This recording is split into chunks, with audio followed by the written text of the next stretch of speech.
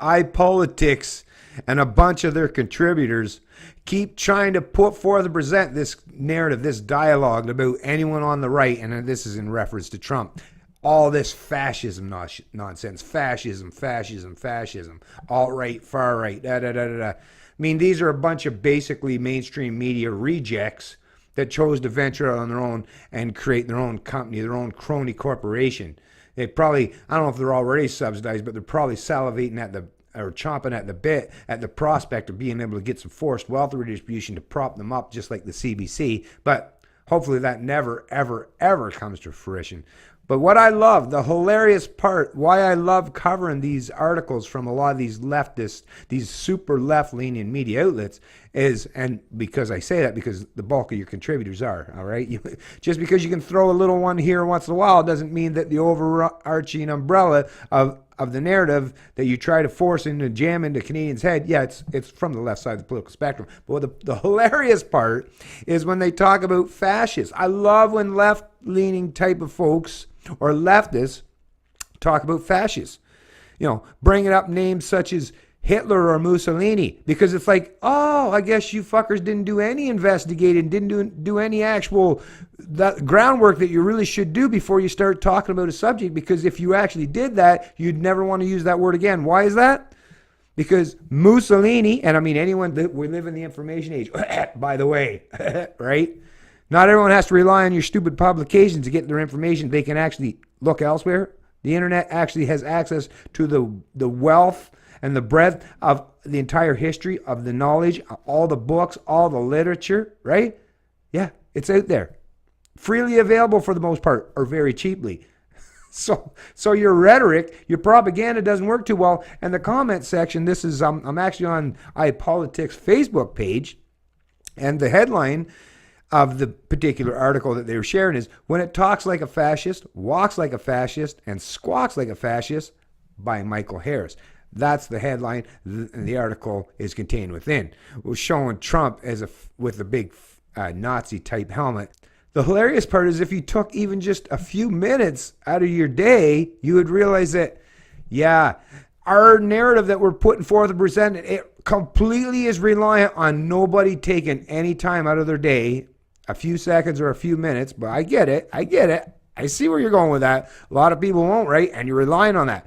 But as you're seeing, or you better start seeing soon, that people are actually starting to assume that task and that role themselves. So, given enough time, right? Expand that timeline out a little bit longer than these short-term few-minute segments or one-off articles, and you'll find out that, oh, yeah, that's right, too. Time march is on. So the narratives I put forth today, people are still going to be able to reference them years from now. Yeah, there's where you fail. Because as we all know, or anyone that even takes a few minutes out of your day, Mussolini, the fascist, pure socialist. Growing up, his dad was the biggest socialist ever in Italy.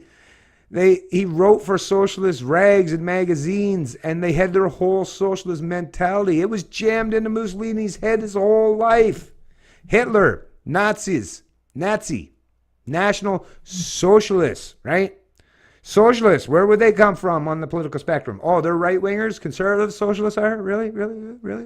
No. On the left side, right?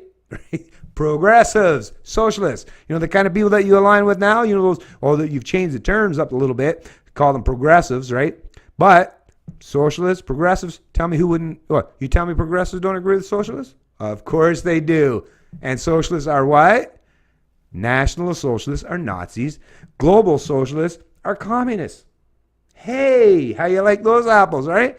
There's a quick education for you, or at least for the people that read the articles. Although I think a lot of them are already further ahead. I guess they probably pay attention to pages such as my own, right? And have learned things, because I tell people all the time in my own videos and my own articles and my own pieces that I present on my social media pages is, yeah, think for yourself and take that small time out of your day to define the terms and learn about some of the things these political propagandists are talking about. And people seem to be taking my advice. Let me read some of the comments from this article.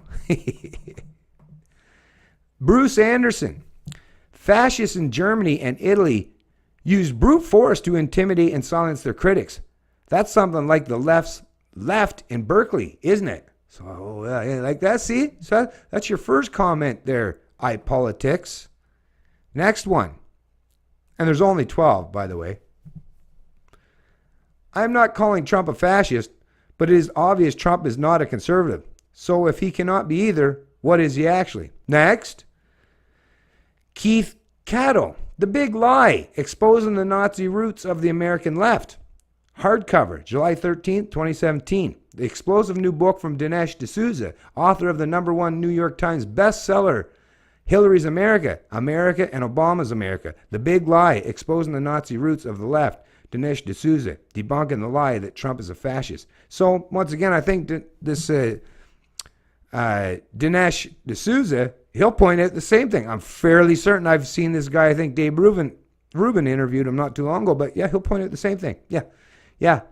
These collective ideologies, they predominantly come from the left side of the political spectrum. So, yeah, you leftists are, like I said, your narrative is falling on deaf ears. And people, the commenters are actually going to help educate and inform you better than the propagandists and the media pundits that you're putting forth to present this kind of dialogue narrative. I love it. Hilarious. Glenn Davis. Trump is an idiot, but yet again, Harris spews hysteria and hyperbole about his usual anti-conservative manner. Playing the fascist card proves he has little concept of what it means. Thankfully, CFRA booted him years ago. Another comment. Brian Suffolk. I think that they're trying to be subtle. A poor job until they consolidate power. That they keep mentioning the deep state should make government workers, academics, journalists, and probably liberals all on high alert. They're really talking code for traitors. The outgroup that they've created for immigrants has turned its attention now, or rather by siphoning themselves off, and they made themselves the outgroup, subverting roles in a strange, Darvo-like fashion in a process. Next, he's a narcissist, anti-science, vulgar, bullying demagogue, but he got there for a reason. Those who would want him out fail to see that they are in large part the reason he won. And if they don't open their eyes and ears, he may very well do it again in 2020. Nick Murray. iPolitics just jumped into the abyss of far-left lunacy. John McKenzie. It's likely to be Antifa. Finished your headline for you. Yeah. Okay. Good news for hypocritical liberal voters. Cash for Access is back this week to meet Trudeau the liar, LOL. And they show a picture to a meme. I mean, every comment on your Facebook post is against the kind of bullshit, lies, and rhetoric you're trying to espouse. You're losing the battle for the minds of the masses so severely, and yet you still want to keep doubling down? Well, hey, go ahead. Goodbye to you jerks. Julian S. Harrison. So I guess you probably just lost another reader. Anyways, that's it. They didn't have that many comments to begin with, I guess, but and I understand why. Who wants to pay attention to we can get all this kind of bullshit information and rhetoric from lots of the other establishment mainstream outlets, right? So you don't really have to go to iPolitics. That's why I don't pay much attention to shit, except if it shows up in my feed and it catches my eye, then I will, like this one here. But yeah, iPolitics and your contributors. And who was this contributor again? You're such a failure, right? And it's really incumbent upon you that you should take the time out to realize when you are such a failure. And maybe reflect on that for a second. Michael Harris. Even the people that you're trying to put forth and present your narrative to, right? Your readers, right? The ones that actually even give you the time of day. They're even telling you that, man, just give it up. Your bullshit lies, they're falling on deaf ears. Just stop already. And I couldn't agree anymore. Skinhead Libertarian, and I love liberty.